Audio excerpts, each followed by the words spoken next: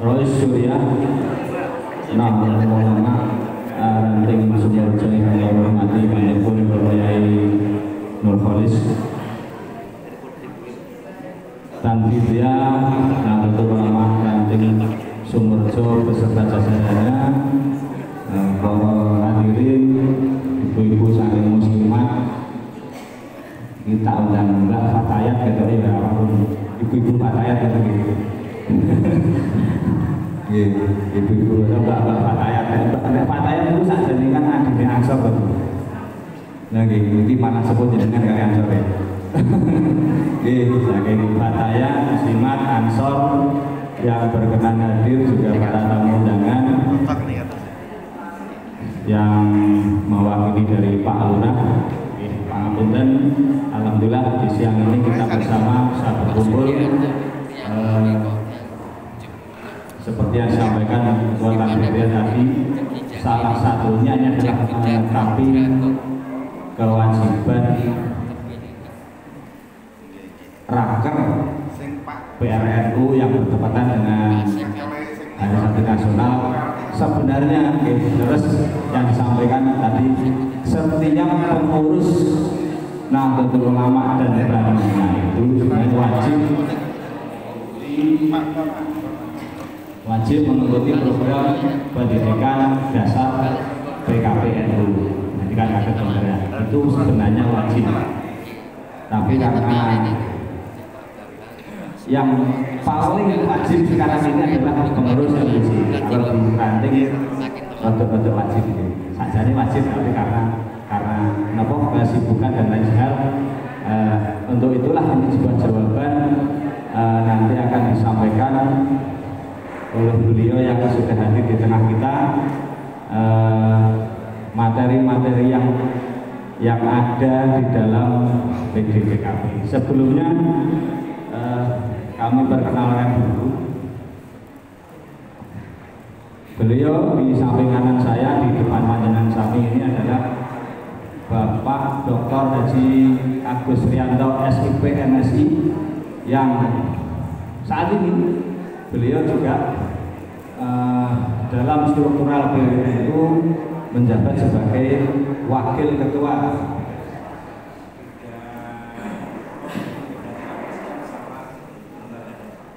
membidangi Lakpesdam dan lembaga dakwah. Yang kedua, beliau juga instruktur, salah satu instruktur dari PD PKPNU. Jadi tidak salah bila mana beliau ini hadirkan di sini membawa materi yang bersinggungan dengan PD PKP. Kemudian sedikit mungkin bisa lebih kenal, beliau lahir di Bantul, Yogyakarta. Kalau teman-teman di kampus itu biasa memanggil dia Syekh Agus Al-Bantuli. Dari di Bantul, Yogyakarta, kemudian kuliah S1, S2 ilmu politik di UGM. Dan saat ini beliau berprofesi sebagai dosen dan menjabat sebagai dekan Fakultas Ilmu Sosial dan Ilmu Politik di kampus NU. Kampus NU itu berarti Universitas Wahid Hasyim Purwahas, kampus kita semua. Untuk itu tidak panjang lebar saya sampaikan, mungkin nanti 1 atau 2 jam, 2 jam betul-betul satu atau 2 jam ke depan akan disampaikan oleh beliau Bapak Dr. Haji Agus Rianto tentang apa itu NU, bagaimana itu NU. Kemudian di akhir acara nanti akan kita berikan waktu untuk tanya jawab terkait dengan materi yang disampaikan. Saya kira demikian dari saya. Langsung kami serahkan kepada beliau Bapak Dr. Haji Agus Rianto SIP SMI, dipersilakan. Matur nuwun. Assalamualaikum warahmatullahi wabarakatuh. Alhamdulillahirabbil alamin wa bihi nasta'inu ala umuri dunya waddin. Salatu wassalamu ala asyrofil anbiya'i anbiya'i wal mursalin sayyidina wa maulana Muhammadin wa ala alihi wa sahbihi ajma'in. Amma ba'd. Para kiai, para alim, para nyai, Bapak Ibu sekalian, wabil khusus Rais Surya MBC Bupati Pak Kiai Nastain, Rais Surya pengurus ranting Pak Kiai Nurholis, Ketua Tanwidiyah beserta jajarannya, Bapak Lurah yang dalam hal ini diwakili Bapak tadi Pak Fauzi, Bapak Fauzi, saudara moderator yang juga teman kerja saya, dan para Bapak Ibu hadirin yang dimuliakan Allah. Puji syukur alhamdulillah pada kesempatan siang hari ini saya bisa bersilaturahim sowan panjenengan sedanten di Kelurahan Sukorejo ini dalam rangka kegiatan Hari Santri Nasional yang saya diminta menguatkan ke-NU saya sendiri itu. Kalau masalah ke-NU dengan Pak Kiai Nastain ya jauh lebih paham ya Kiai Nastain. Memang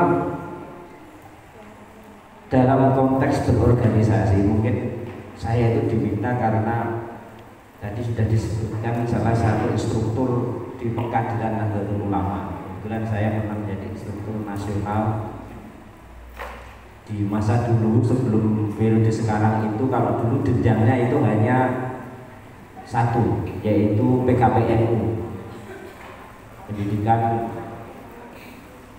kader penggerak Nahdlatul Ulama, dan itu dilaksanakan hanya 2 hari. Kemudian di tingkat nasional itu 1 minggu. 1 minggu saya di Rengas Dengklok di sana. 1 minggu ya, di 1 minggu itu. Kemudian dari situ saya dibayar menjadi instruktur nasional. Nah sekarang ini ada aturan baru, di mana semua pengurus itu harus melalui jenjang proses pengadilan, mulai dari tingkat ranting sampai nanti tingkat pengurus besar Nahdlatul Ulama. Untuk tingkat ranting dan MBC itu minimal sudah mengikuti PD BKPN. Sekarang namanya PD BKPN atau Pendidikan Dasar Kader Penggerak Nahdlatul Ulama. Cuma waktunya 3 hari. 3 hari ya, ini mungkin tadi setelah ngobrol-ngobrol di sini belum pernah Pak. Nah ini problem yang harus kita segera pecah. Mungkin karena kesibukan adakan mandiri mau. Misalnya penyelenggaranya adalah pengurus ranting Sukorejo ini, cari yang libur panjang 3 hari. Ada tanggal merahnya itu misalnya. 3 hari, karena ini menjadi kewajiban pengurus. Apalagi Rais Surya MBC itu dari Sukorejo sampai belum mengadakan PDP KPNU lah itu nanti. Nanti kalau tingkat lanjut itu harus mengikuti namanya PMKN, Pendidikan Kepemimpinan Menengah NU, bukan kader tapi kepemimpinan. Waktunya 1 minggu 5 hari. 5 hari. Itu syarat untuk bisa menjadi pengurus di tingkat cabang. Dan karena sekarang itu PBNU juga belum melaksanakan pendidikan tingkat nasional, termasuk syarat untuk menjadi pengurus wilayah itu harus mengikuti PMKN, Pendidikan Menengah Kepemimpinan NU. Waktunya 5 hari. Ya memang harus bolos kan. Nanti mulai tahun 2025 pertengahan tahun akan dilaunching namanya AKN, Akademi Kepemimpinan NU. Itu syarat untuk bisa menjadi pengurus Nahdlatul Ulama di tingkat wilayah dan di tingkat pusat PBNU. Itu 1 bulan. Jadi kayak Lemhanas. Kalau dalam tingkat nasional itu kayak Lemhanas. Kalau sekarang itu para menteri ya dikumpulkan Pak Prabowo di Magelang itu persis kayak PKPN lah, PKPN. Persis. Ya, cuma kita nggak pakai baju militer, tapi yo prosesnya sama, nanti kita harus senam pagi, terus nanti pagi itu sampai malam kegiatan materi, nanti suruh tidur kira-kira jam 1, nanti jam setengah 3 itu sudah dibangunkan untuk mujahadah. Sampai subuh, setelah subuh itu nanti olahraga pagi. Jadi tidur itu ya paling 3 jam, 2 jam.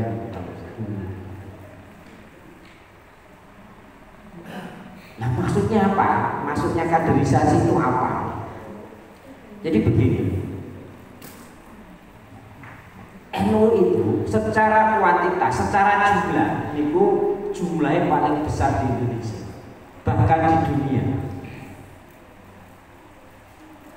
Dari 250 juta lebih, ya mungkin sekarang hampir 260 atau 290 juta, hampir 60%. Ini hasil pemilu kemarin loh. Hasil pemilu kemarin itu ada lembaga survei, namanya Indikator Politik. Itu tanya ke setiap orang yang masuk ke TPS, setelah dari TPS itu, sampai kemarin nyoblos apa? Oh nyoblos partai ini, presidennya sinten, oh ini jenengan itu NU nopo Muhammadiyah nopo organisasi lain. Kulo NU, sing ngaku NU itu 63%. Yang ngaku Menhum paling besar itu hanya 11%.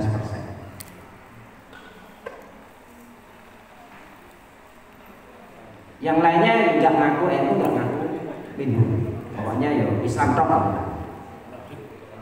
atau mungkin juga abang.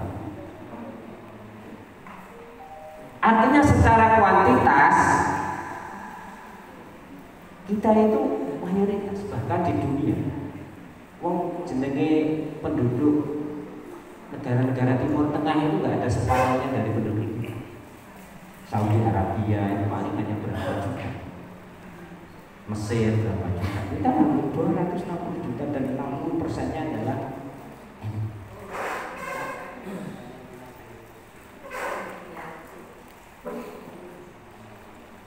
yang lain 11%, paling besar itu di bawah kita itu, organisasi terbesar setelah NU itu hanya 11% jumlah penduduk yang mengaku dia organisasi Menhum.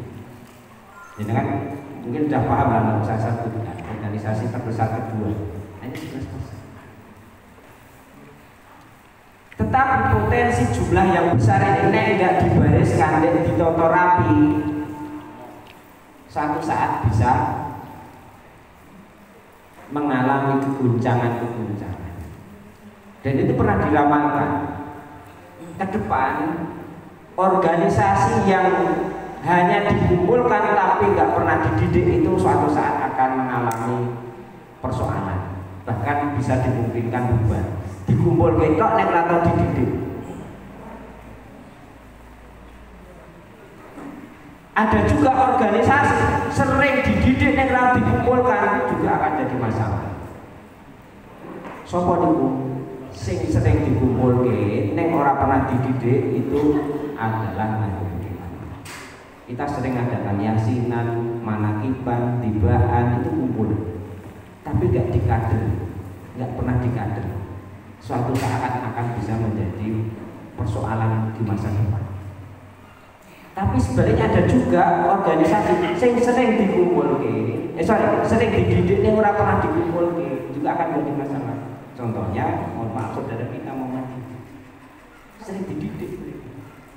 Pendidikan yang maju, tapi kan nggak ada sarana untuk mengumpulkan. Tahlilan yo dianggap bid'ah, tibaan yo bid'ah, itu tidak akan jadi masalah. Ini yang meramalkan salah satu tokoh di Indonesia. Nah dari ramalan itu kemudian para pengurus PBNU itu berpikir, oh iya ini benar, ini kalau nggak kemudian diantisipasi ke depan akan semacam itu. Maka kemudian dibuat sistem kaderisasi, pendidikan kaderisasi ini. Ben ora cuma dikumpul, kene nggih dididik nopo berorganisasi. Bahwa secara amaliah panjenengan saya yakin pasti di sini itu sangat berkembang amalia-amalia keagamaan. Tetapi yang namanya NU itu bukan hanya persoalan amalia keagamaan saja yang perlu ditingkatkan. Itulah yang kemudian menjadi inti persoalan mengapa kemudian kaderisasi itu penting itu kemudian menjadi program PBNU sehingga ke depan itu NU itu semakin baik, semakin kuat, semakin rapi dalam berjamaah, menata jamaahnya, melayani jamaahnya. Nah ini yang sedang ditata, maka kemudian perlu adanya proses kaderisasi.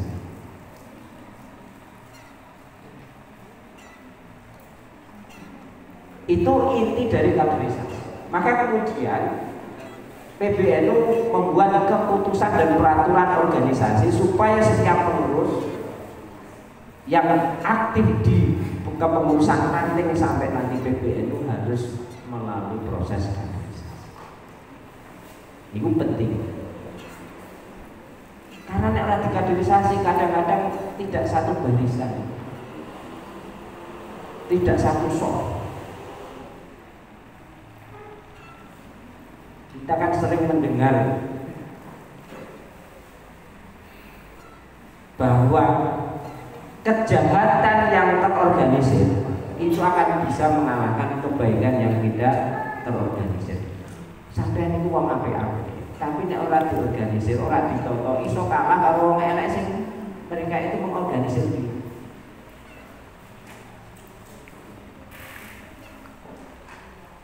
Jadi nek wong elek-elek ngumpul terus mereka mengorganisasi diri dengan baik, merapatkan dari sana.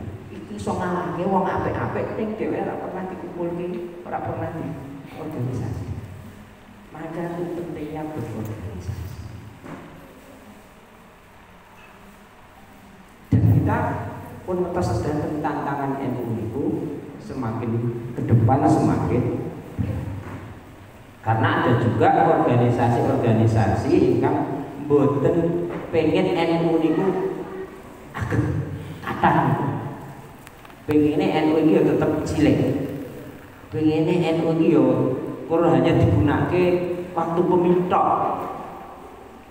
Pengene NU itu ya nggo dorong mobil mogok istilahnya. Dorong mobil mogok itu karena jumlahnya akeh, yo dimanfaatkan tenagane tok. Ibaratnya ana mobil mogok, ayo perlu ditulungi. Disuruh mlaku mobil ditinggal sampeyan namun kasih matur nuwun dada ora oleh apa. Itu pentingnya mengorganisasikan diri. Makanya sajanipun kebutuhan organisasi ini bukan hanya sekedar untuk formalitas menjadi pengurus, tetapi bagaimana membangun organisasi atau Jamiah Nahdlatul Ulama ini semakin teratur, semakin lebih baik ke depannya. Karena tantangannya berat. Pertama, banyak organisasi di luar NU atau minhum yang ingin NU itu tetap kecil. Apalagi mereka organisasi-organisasi ini misalnya berkeinginan untuk mendirikan negara selain NKRI, ingin mengganti Pancasila dan lain sebagainya. Karena salah satu penghambatnya itu ya, salah satu penghambatnya panjenengan setiap acara itu ada jalan waton, kemudian ada siapa kita NU, NKRI, harga mati Pancasila saja. Tapi ada kelompok-kelompok yang memang juga menginginkan bagaimana Pancasila itu diganti. Dan penggalangnya ya NU, makanya kadang-kadang sengit karo NU itu wajar. Nah, tantangan-tantangan semacam inilah yang harus dihadapi oleh warga NU. Tapi di sisi lain, panjenengan itu sebagai pengurus nggih wonten tantangan untuk berkhidmat di Nahdlatul Ulama. Untuk diakui sebagai santrinya Mbah Hasim itu nggih kedah kita ikhlaskan diri kita untuk apa? Mengabdi kepada Nahdlatul Ulama, melayani para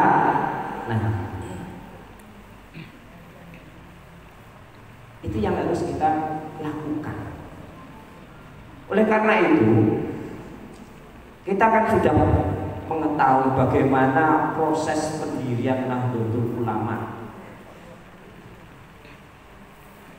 yang waktu itu sebelum Nahdlatul Ulama itu sebelumnya sejarah panjangnya sudah muncul organisasi-organisasi, misalnya Nahdlatul Wathon, kemudian Nahdlatul Tujah, yang semuanya dibidani oleh Kiai Wahab Asfullah. Jadi sebelum Nahdlatul Ulama itu muncul, para ulama ini yang dipelopori Kiai Wahab membentuk Nahdlatul Semangat Bangsa, organisasi yang menggelurakan kebangsaan, kebangkitan kebangsaan. Dalam rangka apa? Memerangi penjajah, mengusir penjajah. Sampai kemudian Mbah Wahab itu menciptakan lagu Dalam Waktu.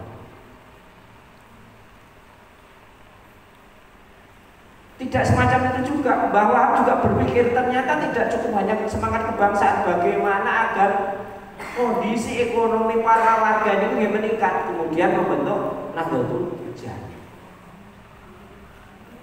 yang menghimpun para saudagar-saudagar, maksudnya ini memajukan ekonomi warga.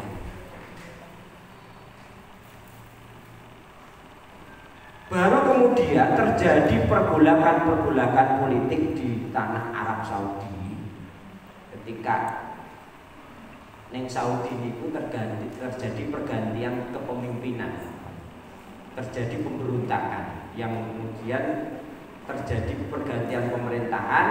Karena terjadi pergantian pemerintahan, yang menang itu yang berkuasa, didukung oleh kelompok-kelompok yang ingin memaksakan ajaran agamanya yang kita kenal dengan kelompok Wahabi, ingin mencoba memaksakan ajaran versi mereka. Nah ini membuat kiai itu gelisah, ini wong Indonesia, Arab, Mekah dan sebagainya nggak memiliki kebebasan untuk beribadah menurut mazhab yang diyakini. Lebih gelisah lagi ketika ada wacana, ada rencana untuk membuka makam Nabi Muhammad SAW. Karena apa? Ini dianggap nanti akan bisa biang wong ziarah di lembah makam Nabi Muhammad. Itu kelompok-kelompok yang Islam semacam itu kan selalu menganggap amalia-amalia yang berbeda dengan keyakinan mereka itu kan dianggap bid'ah. Atau sering kita itu dijuluki punya penyakit TBC. T-nya itu apa? Taklid, B-nya itu bid'ah, C-nya khurafat. Ya, karena mereka nggak suka mau dibongkar itu. Wah ini kan kiai tambah gelisah. Akhirnya ngutus komite hijaz beberapa kiai Nahdlatul Ulama. Padahal sebelum pergantian pemerintahan di Arab Saudi dulu dia amaliyahnya sama. Bahkan para ulama-ulama besar di Indonesia itu beberapa pernah menjadi imam Masjidil Haram. Yang paling terkenal adalah An-Nawawi Al-Batani. Itu maha guru para kiai di sana. Tapi kemudian terjadi pergantian politik di Arab Saudi, dan itu didukung kelompok Islam yang radikal. Akhirnya ingin memaksakan kehendaknya. Nah, para kiai yang di Nusantara itu gelisah dengan tindakan-tindakan kelompok ini, karena tidak hanya itu, mereka itu kan merusak, menghancurkan beberapa makam suci yang dianggap suci. Akhirnya apa? Mbah Wahab dengan beberapa ulama yang lain sepakat untuk memutus namanya komite hijaz, para kiai di situ. Nah dari situlah kemudian muncul, kalau begitu para ulama di Indonesia itu harus mengorganisasikan dirinya supaya Islam Ahlussunnah wal Jamaah itu tetap berkembang, bertahan dan rembukan di Indonesia. Dari situlah mulai muncul keinginan untuk membentuk organisasi namanya Nahdlatul. Matur kali Bahasim, tapi Bahasim kemudian nggak langsung mudah tak dirikan, beliau harus konsultasi dengan kali gurune Mbak Walid. sampai 2 kali. Utusan kali Mbah Samsul As'ad, ya, Situbondo, Sowan Kapolin, sampai 2 kali baru mantep. Akhirnya kemudian didirikan Nahdlatul Ulama tahun 1926, 31 Januari 1926. Baru mantep di situ. Tujuannya apa? Untuk menegakkan Islam Ahlussunnah. Itu pentingnya organisasi. Karena sekali lagi kebaikan yang tidak terorganisir akan bisa dikalahkan oleh kejahatan yang tidak terorganisir. Baru setelah NU berdiri, apakah kemudian NU tidak berperan apa-apa, hanya ingin menegakkan Islam Ahlussunnah wal Jamaah? Boten. Mbah Hasyim kemudian juga ingin menjadikan NU itu berperan serta untuk apa? Mengusir penjajah, membela tanah air. Maka muncullah kemudian upaya-upaya dari Mbah Hasyim ini agar NU itu juga berjuang untuk mempertahankan. Muncullah resolusi yang kita peringati setiap tahun menjadi hari santri itu. Dicetuskan tanggal pinten 22 Oktober 1945. Dari resolusi dan itu kemudian apa? Mendorong membakar semangat santri untuk berjihad melawan Belanda. Akhirnya kemudian muncul 10 November, peristiwa Hari Pahlawan yang kita kenal ini. Ketika Belanda itu datang ke Indonesia ingin melawan penjajah, ingin menjajah kembali, maka kemudian digelurakan oleh bahwa Islam itu wajib untuk melawan penjajah. Akhirnya para santri langsung dengan senjata apa adanya, entah itu bambu runcing, entah itu punya apa pedang apapun dibawa untuk melawan penjajah. Akhirnya penjajah melawan. Semangat juangnya yang luar biasa nih. Nah, tidak hanya berhenti semacam itu. Ketika Indonesia sudah merdeka tanggal 1745 dan kemudian Belanda ingin mencoba menjajah kembali, para santri ini juga diterjunkan ke dalam laskar-laskar santri, Laskar Hizbullah.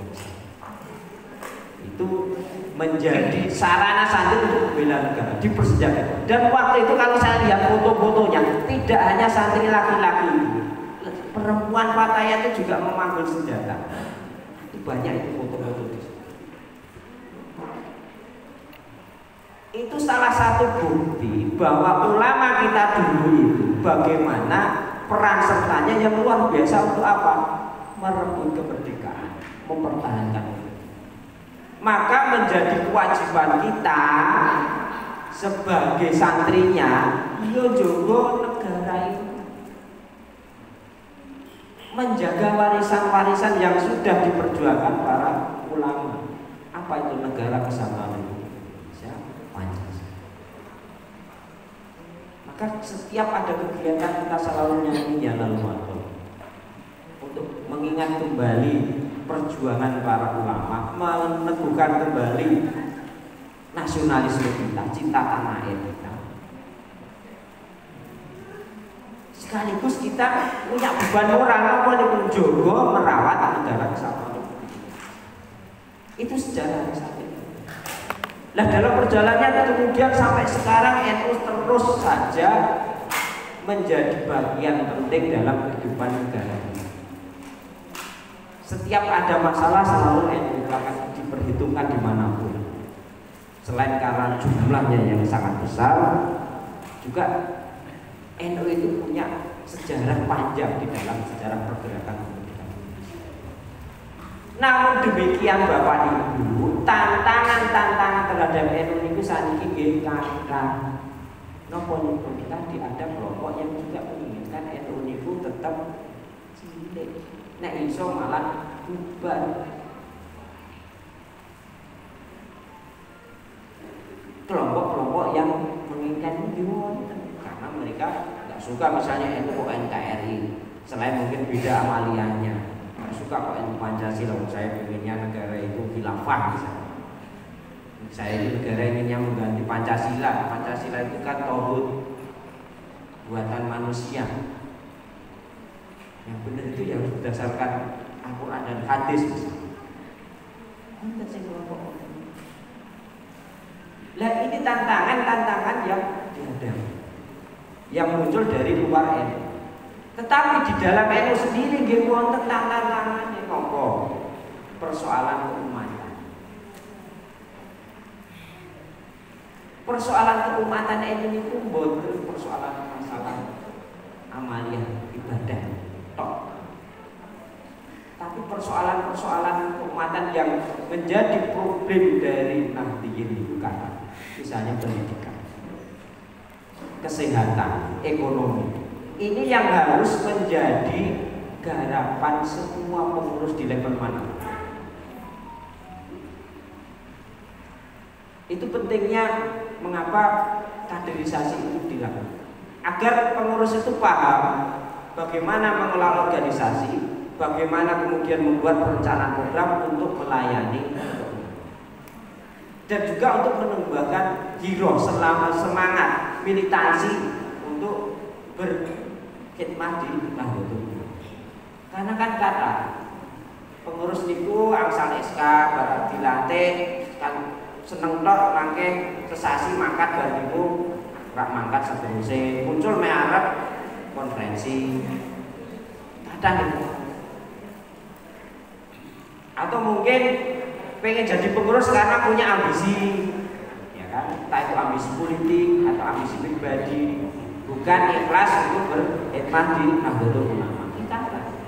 Jadi kaderisasi itu diperlukan untuk menata organisasi itu supaya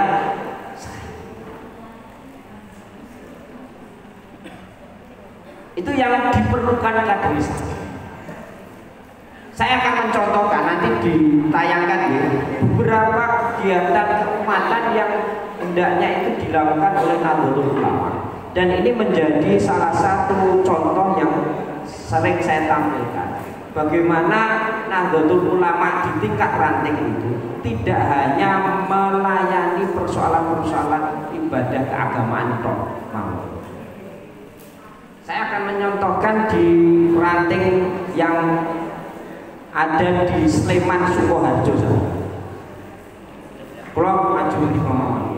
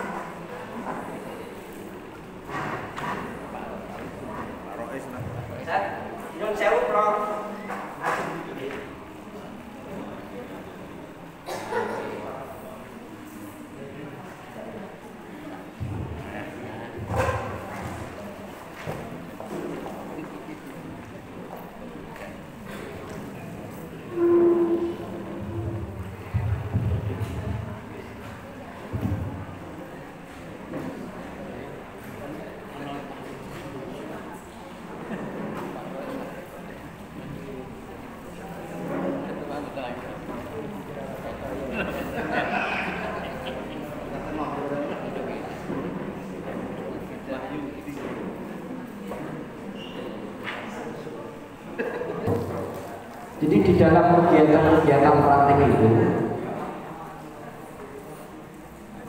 ini ada di Sleman Yogyakarta, Aglik Sleman Yogyakarta, ini profil NU Ranting Sukoharjo. Mereka membuat sekretariat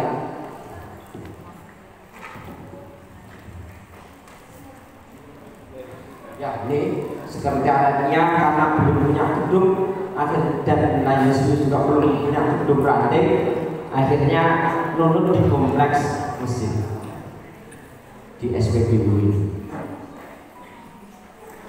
ya di sekretariat di daerah Pengkaji di masjidnya sini. Nah ini jadi masjid. Mungkin kalau di kasusnya hampir sama, di sini belum punya gedung ranting, akhirnya jadi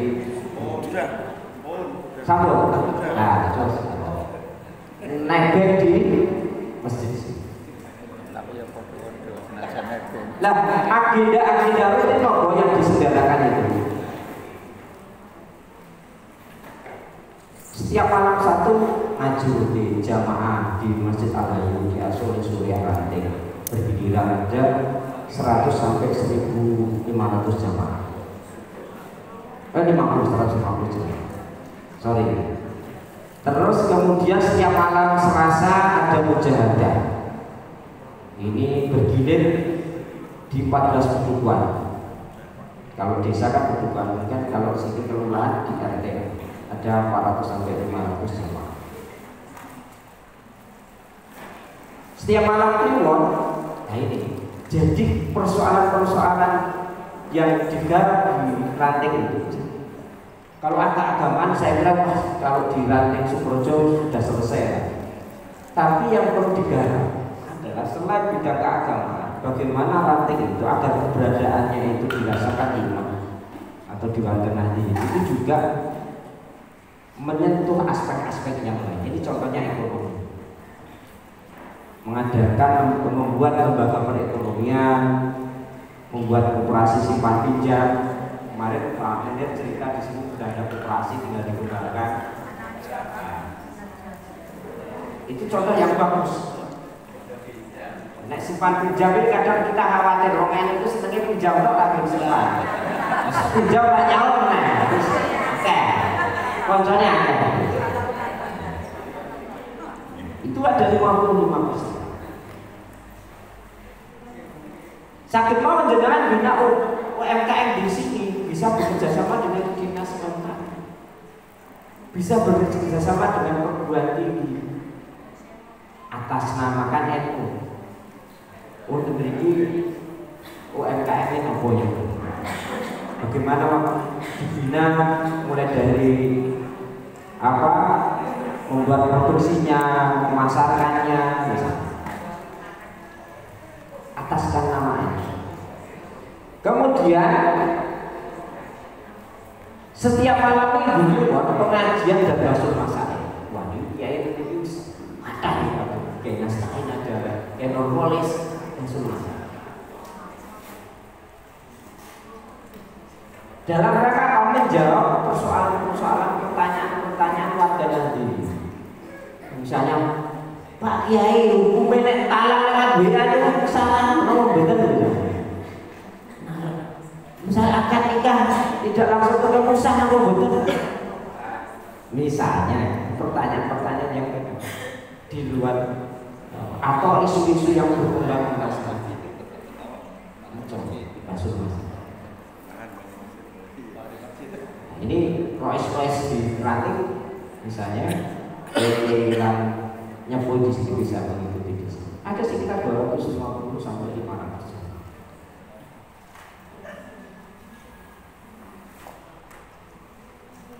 Nah, selain persoalan agama tadi, selain ekonomi, persoalan kesejahteraan masyarakat umat nanti lahirnya dibentuk. Kemudian program koinnya jalan, alhamdulillah. Donaturnya, para muzaki ini sering dihubungi.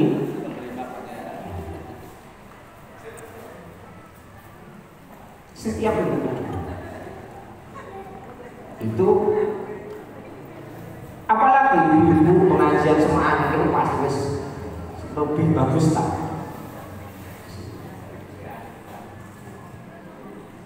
Anak-anak yang masih remaja itu mengadakan bimbingan belajar. Selain madin juga memfasilitasi bimbingan belajar atas namakan NU. Anak-anak daripada les narang itu ngajari kakak kelas, sekolah, kuliah, adik kelas. atau dari Patayan ada yang jadi guru, bisa saja membuat dengan belajar. Ini hanya contoh kegiatan dan saya kira panjenengan potensi di sini banyak sekali yang berbeda dengan Sukoharjo. Tadi kemudian kegiatan bantuan dana rajis kepada anak yatim, kepada orang yang kurang mampu, apa. Karena ini juga kadang-kadang perlu dilakukan NU supaya mereka, wah ternyata orang NU ini ada manfaatnya. Aku nggak pernah oleh bantuan beras seperti itu dalam rangka halal NU orang bantuan. Sebab ini juga menjadi salah satu serangan ya, serangan. Kalau dulu itu kalau di daerah saya itu ada upaya kristenisasi itu juga lewat ini beras, bantuan beras. Ada upaya untuk mempengaruhi supaya akidahnya itu tidak lagi NU juga kadang-kadang melalui. Kan saya pernah saya pakai naskah kan dulu pernah terjadi di sekitar Al-Ijabah pengajian yang jelas itu bahangan istilahnya baksos gitu. Tapi isinya kan akidahnya bukan akidah Ahlussunnah wal Jamaah. Sing diundang kok seneng oleh belas wong itu ora pernah meneh belas. Ini hanya salah satu contoh untuk membentengi akidah Islam Ahlussunnah. Jadi kehadiran itu di masyarakat itu konten. Apalagi yang banyak dilakukan di sana dilatih. Misalnya bidang nasionalisme, ada sosialisasi 45, ada relawan bencana, dibentuk di ranting itu relawan. Jadi ada komandan munir, misalnya ada banser tanggap bencana, itu dikoordinir banget. Yang mereka siap diterjunkan jika ada bencana dengan masyarakat. Pelatihan perawatan jenazah keliling ke masjid-masjid, ketua takmir, rois. Kemudian membina masjid, planisasi masjid yang itu memang wakaf itu dari orang ini.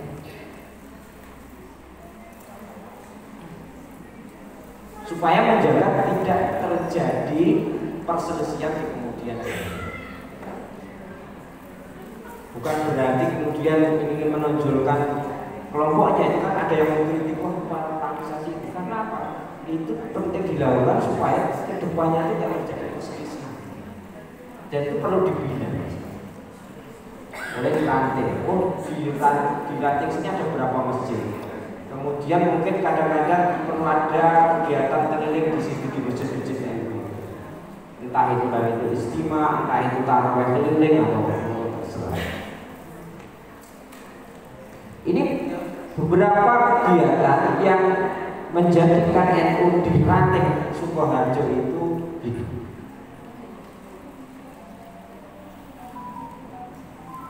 Dan itulah yang diharapkan dengan proses kaderisasi, kemudian dengan pendidikan kader itu kita akan menambah wawasan kita, militansi kita, semangat kita untuk mengabdi dan melayani. Kita itu kan setiap sholat selalu berdoa, Allahumma inna nas'aluka salamatan fid-din wa afiyatan fil jasad. Ya ziyadatan fil wa barakatan fil rizq. Tapi doa itu harus kita aktualisasikan, harus kita laksanakan juga. Nek fid-din itu sampean kegiatan amaliyah agama. Mesti. Tapi yang lain-lain doa-doa yang lain itu harus diikhtiari juga dengan kegiatan kegiatan. Untuk kesehatan supaya kita sehat. Mungkin kalau tingkat lantai nggak perlu mendirikan klinik, tapi bisa saja kita kadang-kadang mengundang narasumber untuk melakukan sosialisasi tentang kesehatan.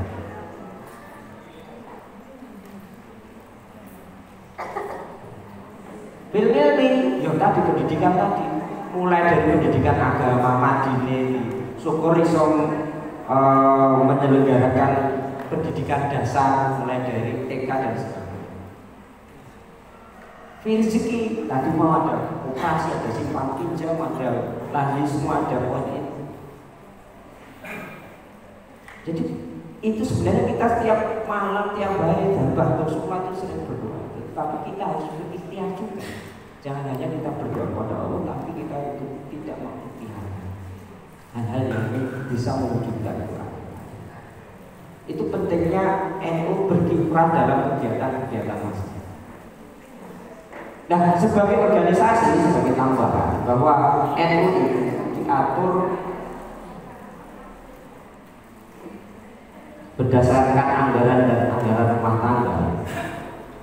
Tata urutan aturan di NU itu yang pertama adalah qanun asasi atau muqaddimah, kalau di dalam kenegaraan adalah pembukaan undang-undang dasar.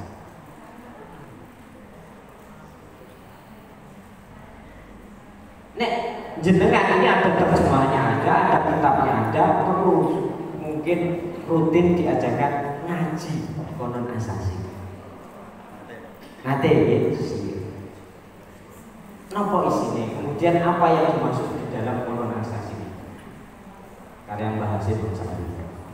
Kemudian anggaran dasar, anggaran rumah tangga. Setiap pengurus wajib paham anggaran dasar dan anggaran rumah tangga Nahdlatul Ulama.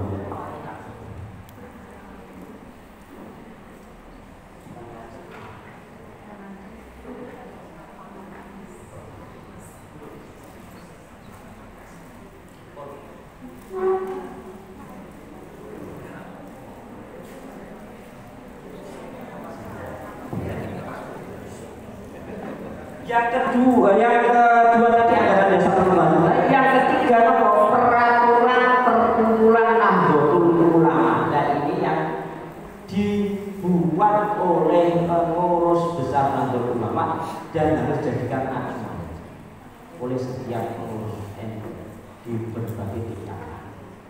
Setelah itu baru nanti peraturan PBNU, peraturan pengurus wilayah, peraturan pengurus cabang, terus peraturan badan. Nek sing Fatayat pasti punya sendiri, Muslimat Fatayat sendiri, Ansor punya sendiri. Jadi tata aturan. Jadi yang harus kita pahami yang paling tinggi di dalam aturan itu adalah qanun asasi. Kalau kita kan pembukaan undang-undang dasar. Yes. Tentu ada Al-Quran, hadis, kemudian kalau dalam konteks organisasi ya qanun asasi. Setelah itu baru anggaran dasar, anggaran rumah tangga, kemudian peraturan perkumpulan. Nah, saya sekilas ingin menceritakan bagaimana isi peraturan perkumpulan itu secara sekilas, bahwa di tingkatan kepengurusan NU itu ada namanya mustasyar, ada pengurus harian, ada pengurus lengkap suriah, ada pengurus harian tanfidiyah, ada pengurus lengkap tanfidiyah, ada pengurus pleno. Ini tingkatan ini di mana saja adanya. Mustasyar itu ada di PBNU, PWNU, PCNU, dan MBC. Nanti bekerja, nggak perlu ada.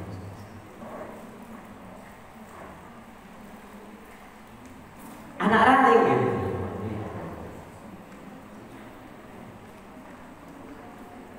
Pengurus harian Suriah niku semuanya ada, dari PB, ranting, bahkan kalau wonten anak. Pengurus harian Suriah. Pengurus harian Suriah itu itu diketuai oleh Rois. Nanti ada wakil, ada katil, ada wakil katil. Suriah di jajaran Suriah.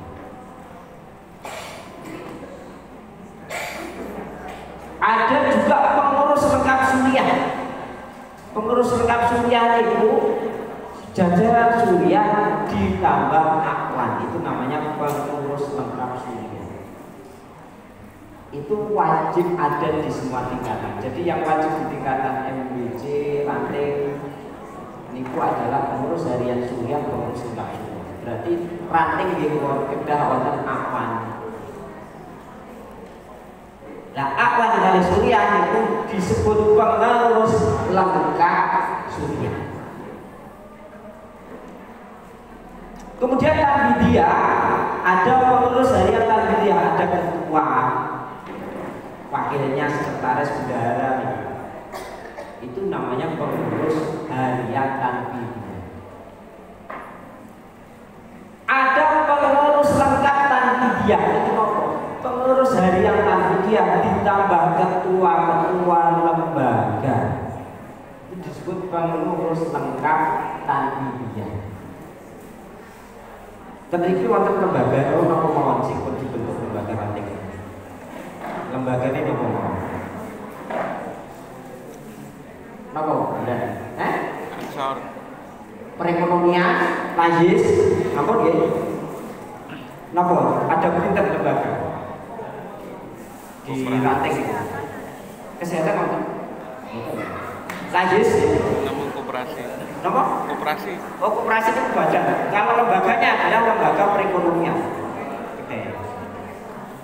Namanya lembaga perekonomian. Namun Majlis. Nah, dan nanti dibentuk mawon lembaga-lembaga yang memang sesuai kebutuhan ini, tidak harus sama dengan MBC, tidak harus sama dengan PC, tapi sih memang kondisinya ada di sini. Nah itu ketua-ketua lembaga itu disebut tadi pengurus lengkap tanfidiyah. Pengurus lengkap tanfidiyah. Jadi ada kalau maksudnya mana? Wonten pengurus harian tanfidiyah. Niku ketua sekretaris bendahara, tapi ada pengurus lengkap. Kalau misalnya ranting ini sudah membentuk lembaga-lembaga, oh sing nangani koin tak bentuk Najismu ranting. Najismu ranting. Oh sing nangani koperasi tak bentuk lembaga perekonomian NU ranting. Oh saya mau membentuk lembaga Basul Masa yang bisa. Sing nangani Basul Masa ranting. Tapi nah itu nggak diperlukan, tapi sesuai dengan kebutuhan mawon kita. Itu harus dibentuk lembaga. Makanya NBJ gitu. Oh lembaga Basul Masa, lembaga perekonomian, Majlis itu, lembaga takmir masjid, ini ngurusi masjid, takmir masjid. Itu bisa termasuk misalnya yang penanganan bencana LPBI, perubahan iklim dan bencana. Nah, nama-nama lembaga itu wonten di Perkum niku apa saja yang bisa dibentuk. Misalnya tadi lagi kemudian perekonomian, pertanian, ini bisa. Tapi sesuai sumber daya yang ada mawon. Nah, nanti di dalam kepengurusan itu perlu ada namanya pengurus pleno. Pengurus pleno ini boleh lengkap, baik itu pengurus lengkap Suriah dan pengurus lengkap tanfidiyah. Itu namanya pengurus pleno. Pengurus lengkap tanfidiyah, pengurus lengkap Suriah itu pengurus harian Suriah ditambah akwan. Pengurus harian lengkap, pengurus tanfidiyah lengkap, pengurus tanfidiyah ditambah pengurus lembaga ketuanya. Itu istilah-istilah kita perlu tahu istilah-istilahnya. Nah, ketika rapat pleno berarti yang hadir seluruh pengurus lengkap tadi Suriah maupun tanfidiyah. Itu namanya rapat. Nah, unsur kepengurusan untuk pengurus pleno tadi saya kemukakan ini pengurus pleno itu semua hadir termasuk mustasar. Cuma di ranting itu boten sah, boten nopo. Tapi kalau di MBC ada yang berkurang. Kalau di MBC mustasar niki termasuk pengurus pleno namanya. Tapi bukan pengurus harian atau pengurus lengkap Suriah. Pengurus lengkap Suriah ini pengurus harian Suriah sama akwan. Akwan itu pembantu Suriah istilahnya. Tapi yang dimaksud pengurus harian itu hanya Suriah harian dan tanfidiyah harian. Itu disebut pengurus harian. Biasanya yang dilantik itu SK misalnya yang dibaca semua, tapi yang disuruh maju hanya pengurus harian Suriah dan pengurus harian tanfidiyah. Karena dia yang melakukan sehari-hari kegiatan. Ini strukturnya. Nah, yang tingkat rantai mustasar boten sah boten nopo-nopo, tapi MBC ke atas harus ada. Ini bagian unsur kepengurusan. Termasuk ketua lembaga di bawah pengurus tanbiyah itu lengkap itu ketua lembaga kalian pengurus harian tanbiyah. Jadi ketika rapat pleno pengurus lembaga harus ikut. Kenal ya. Tapi kalau rapat pengurus harian, bagi saya diundang hanya pengurus harian. Ini unsur pengurus. Nah ini istilah-istilah jabatannya. Nek PBNU Suriah itu pemimpin tertingginya namanya Rois. Rois itu hanya di PBNU. Di bawahnya namanya Wakil Rois. Tapi nek PBNU Rois, PCNU Rois, MBCNU Rois, Rate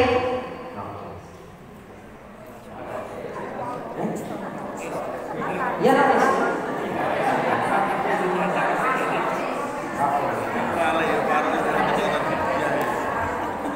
Pun pasti Pak berikutnya namanya Wakil Rois. Setelah itu Katek Am itu hanya di PB, neng sore PB namanya Katek. Setelah itu pakai Katek. Apa yang harus ada? Semuanya ada. Baik itu PB sampai ranting harus ada. Aman. Itu struktur yang lengkap itu. Sesuai perlu. Nah, harian tanbiyah namanya di PBNU ketua umum. Jadi misalnya itu ketua umum pengurus ranting NU lah, maksudnya ini karena istilah itu hanya untuk PBNU. Tapi kalau ketua itu PBNU, PCNU, ranting bahkan anak ranting itu ketua sekretaris, wakil ketua. Terus kalau PBNU sekjen, kita namanya sekretaris. Kemudian kita ada wakil sekretaris, ada bendahara, ada wakil bendahara. Ini meeting. Nah kita mau siji dok, wakil sekretaris siji, wakil bendahara ini siji. Itu namanya pengurus harian tanbiyah. Oke. Nah ini contoh penyebutan unsur kepengurusan. Mustasar pengurus cabang, pengurus cabang harian Suriah, pengurus cabang lengkap Suriah. Jadi dengan membuat undangan pengurus lengkap Suriah, berarti apa? Harian Suriah kalian apa? Kepada yang terhormat pengurus harian Suriah, cuma jajaran Suriah Rois dan wakil Rois, Katek dan wakil. Ini istilah-istilah yang perlu dipahami. Wewenangnya nopo sekarang? Mustasar niku penasehat pembina mustasar. Suriah pemimpin tertinggi. Jadi Rois MBC, Rois Ranting itu pemimpin tertinggi di organisasi itu. Tugasnya apa? Membina dan mengawasi kerja-kerja tanbiyah. Nah, tanbiyah itu yang melaksanakan. Tentu dalam proses melaksanakan berdasarkan hasil musyawarah, hasil rapat-rapat yang dilaksanakan oleh para pengurus. Itu tugas dan wewenang kepengurusan. Nah ini syaratnya yang besar ya. Yang penting tadi panjenengan itu kalau sudah menjadi pengurus, idealnya wajib mengikuti pendidikan. Ini nggak usah ini permohonan, nggak usah pengurusan, nggak usah masa khidmahnya aja. Masing-masing 5 tahun, jadi 5 tahun. Kemudian perpanjangan itu 6 bulan. Kalau PBNU atau PBNU, tapi kalau ranting itu hanya 2 bulan. Delalai misalnya kok wis entek jabatane orang kepilih pengurus anyar. Lebih bisa diperpanjang hanya 2 bulan. Perpanjangannya. Kalau enggak di karateker nanti. Karateker itu MBC bisa saja nanti mengiskakan karateker atau dari pakam kalau belum terjadi. Nah karateker itu diberi waktu 3 bulan itu untuk pengurus dan lain sebagainya. Lah rapat-rapat sekarang, rapat itu ada rapat pleno. Rapat pleno semua harus hadir. Kalau diranting ya berarti pengurus harian Suria, Awan, pengurus harian Tanbidia, ketua lembaga dan ketua badan. Ketua badan tadi belum saya masukkan ya. Ketua badan ini juga boleh disebutkan dalam rapat pleno. Itu Ansor di sini, Fatayat di sini, Muslimat di sini. Itu rapat pleno. Ada rapat harian Suria dan Tanbidia hanya pengurus harian. Jadi misalnya saya Awan MBC Kendal, saya juga didahului menjadi Awan. Ya saya nggak boleh datang menjadi pengurus harian Suria kok saya teko. Saya hanya berhak datang ketika itu rapat pleno.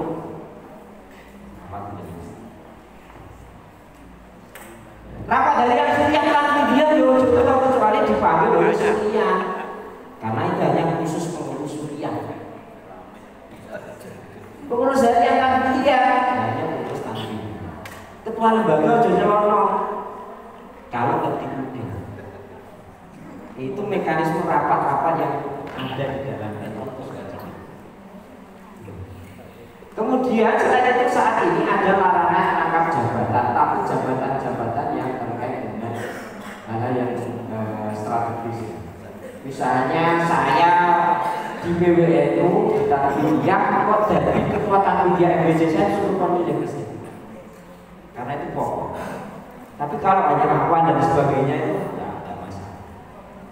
Misalnya kemarin misalnya Pak Puji Bowo itu kan dulu bareng saya jadi wakil sekretaris, sekarang jadi ketua MBC ya suruh milih dengan arah perangkat PWNU dari wakil sekretaris atau ketua MBC.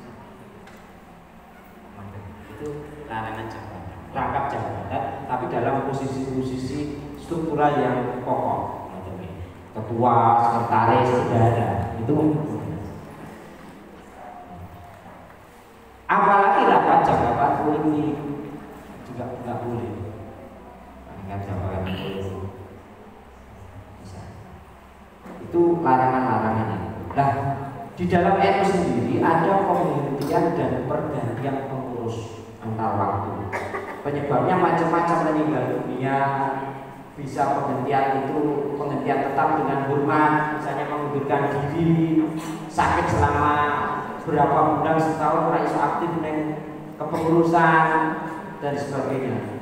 Tapi bisa juga tidak hormat, mencemarkan nama baik, misalnya ikut operasi simpan pinjam tok ratanya dan lain sebagainya. Kemudian itu bisa diberhentikan tidak dan lain sebagainya. Jadi macam-macam penghentian itu bisa.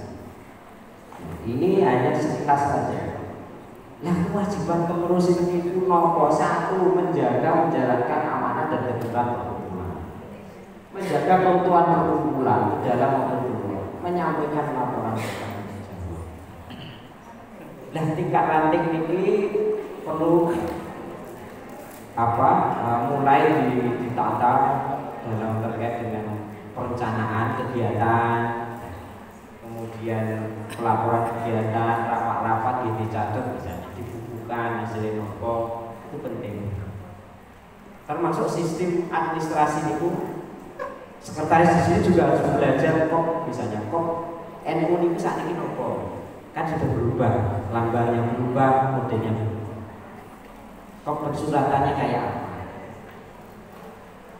Mungkin ke depan perlu diseragamkan. Kalau di PWNU sudah kita seragamkan di tingkat PC, kan mungkin PC perlu harusnya membuat penyeragaman sampai tingkat MBC, sehingga nanti MBC juga melakukan penyeragaman surat menyurat itu.